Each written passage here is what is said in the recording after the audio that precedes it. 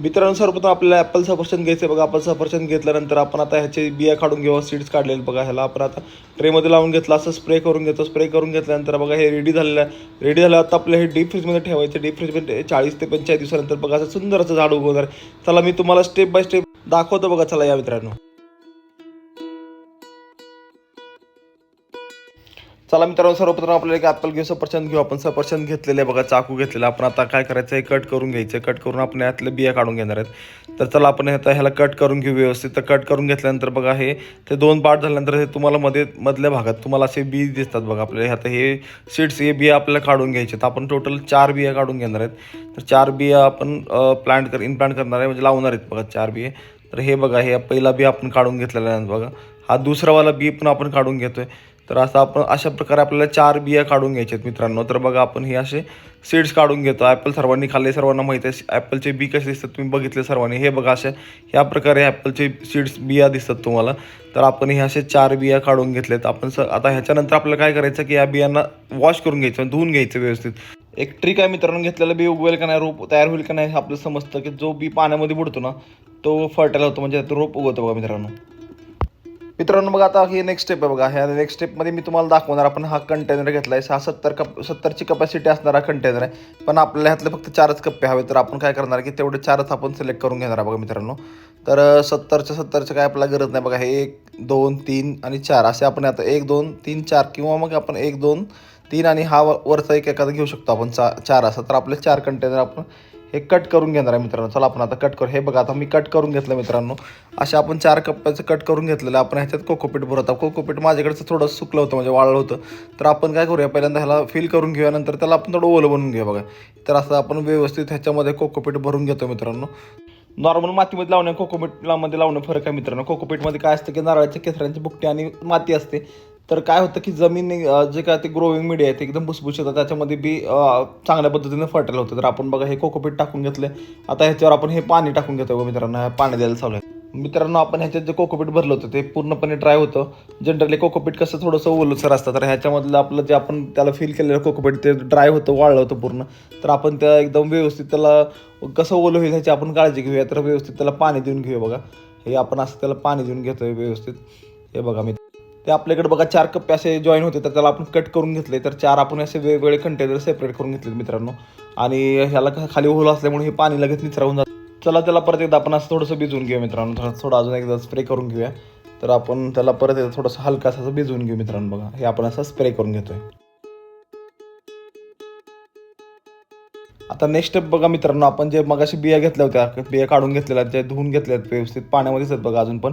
तर आपल्याला आता हे प्लांट करून घ्यायचं. जे 4 कंटेनर आपण घेतलेत त्या 4 कंटेनरमध्ये आपल्याला लावून घ्यायचं बघा मित्रांनो. तर बघा ह्याला असं छोटंसं होल करून घ्यायचं बघा. हे काडीच्या साह्याने आपण ह्याला असं छोटंसं होल करून घेतो मित्रांनो. असं आपल्याला प्रत्येक ह्याला कंटेनरमध्ये असं होल करायचं. जेव्हा आपण ह्याच्यामध्ये बी लावणार आहे मित्रांनो, तर आपल्याला एक काळजी घ्यावी लागते की तो जास्त बी आपल्याला खाली जाऊ द्यायचा नाही, फक्त तो झाकला जाईल.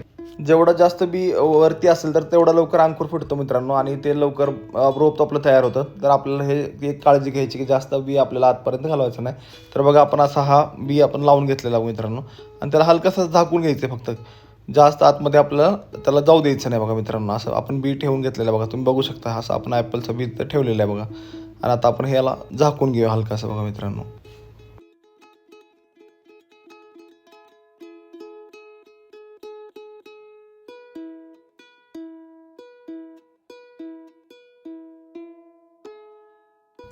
अगोदर केले स्टेप आपल्याला रिपीट करायचे बघा दुसऱ्या कंटेनरसाठी पण.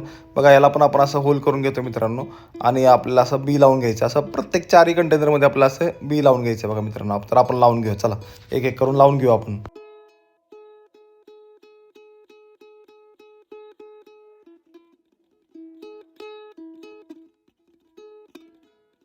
हा बी थोडा जास्त खाली गेला होता, आपण ह्याला वरती काढून घेऊ मित्रांनो. थोडंसं हलकंसं याला वरती काढून घेतलं आपण, आणि परत याला लावून घेऊ बघा. हे बघा आता हे दुसरा कंटेनर पण आपल्याला लावून झालेलं मित्रांनो बघा. आता सेम प्रोसेस तिसऱ्या कंटेनरसाठी पण रिपीट करायची बघा. हे तिसरा पण आपण असा बी लावून घ्या. असं एक एक करून आपल्याला 4ही बी लावून घ्यायचे मित्रांनो बघा. हे चला आपण असं लावून घेऊया याला. हा बघा आता चौथा आणि लास्टवाला कंटेनर आपण आता ह्याच्यामध्ये पण हा बी लावून घेतला मित्रांनो बघा. हे असं आपण त्याला हलकंसं दाखवून घ्यायचं बघा.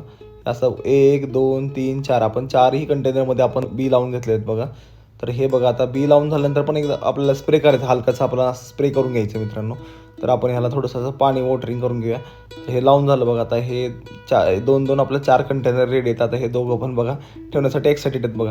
हे आपण आता फ्रीज उघडलेलं आहे मित्रांनो. आता फ्रीज उघडल्यानंतर आपल्याला काय करायचं आहे की आपल्याला हे डीप फ्रीजमध्ये ठेवायचं आहे बघा. डीप फ्रीजमध्ये जिथं आपला आईस तयार होतो तर आपल्याला तिथं ठेवायचं, जेणेकरून त्याला नॅचरल हॅबिटेशन, म्हणजे जसं की बाबा ॲपल हे तुम्ही बघितलं ॲपलचे रोपं सगळे बर्फ प्रदेशात, म्हणजे जसं हिमाचल प्रदेश वगैरे, काश्मीर वगैरे, तर ह्या ठिकाणी हार्वेस्ट होतात. तर आपण काय करायचं तर त्याला आपल्याला ठेवताना फ्रीजरमध्ये ठेवायचे बघा. फ्रीजरमध्ये त्याला ग्रो करण्यासाठी किंवा ते इझिली फर्टाईल होतं, तर आपल्याला हे असं ठेवायचं बघा मित्रांनो.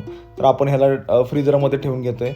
1 2 3 4 आपला 4च्या 4 आपले हे बघा. आपण असं हे 4 कंटेनर 4 ट्रे आपण डीप फ्रीजमध्ये ठेवून घेतलं मित्रांनो. याला पाणी द्यायची गरज नाही. काय होतं की वरती जर हलकासा बर्फ तयार होतो ना, तर ते जेव्हा लाईट जाते 10-15 मिनटं जर लाईट जाते, इन्व्हर्टर बॅकअप जरी असला तुमच्याकडे, तर लाईट फ्रीज त्याच्यावर चालत नाही. तर त्याचं जे बर्फ असतो ते बर्फाचं पाणी होतं मित्रांनो. तर ह्याला पाणी द्यायची गरज नाही तुम्हाला. आता आपल्याला 40 ते 42 दिवसाची वाट बघायची मित्रांनो. साधारणतः 4 ते 6 आठवडे आपल्याला वाट बघायची.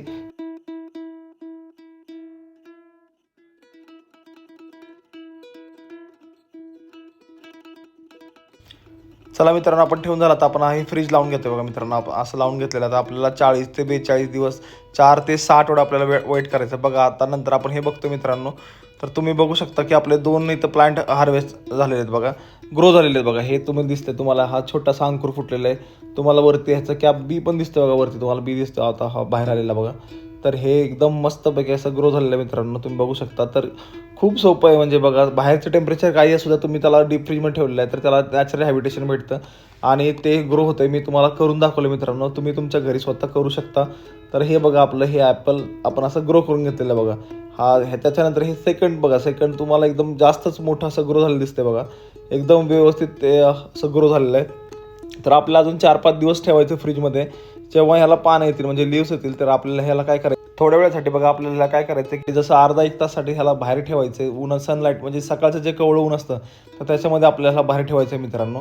तर बघा हे आता अजून त्याच्यावरचं सीडचं कॅप पण निघालं नाही बघा, म्हणजे बियाचं ते वरचं साल असते ते पण निघालेलं नाही बघा. तुम्हाला दिसते मित्रांनो किती सुंदर आणि मस्त एकदम. तुम्ही स्वतःच्या घरी स्वतः बनवू शकता. कुठले हायटेक नर्सरी नाही, काहीच नाही बघा. फक्त फ्रीजच्या साहाय्याने तुम्ही, रेफ्रिजरेटरच्या साहाय्याने तुम्ही स्वतः घरी सफरचंदाचं झाड आपल्या इथं बनवू शकता. तर आता हे काय करायचं आपल्याला की थोडं याला जोपर्यंत पाणी येत नाहीत किंवा लीव्स येत नाहीत, तर त्याला थोडं आपल्याला सकाळी अर्धा 1 तास त्याला सनलाईट द्यायचं, नंतर परत फ्रीजमध्ये असं काढून ठेवायचं आहे. आता बघा मी ह्याला डीप फ्रीजमधून बाहेर काढलेलं बघा आणि असं साईडच्या कप्प्यात ठेवलेलं आहे.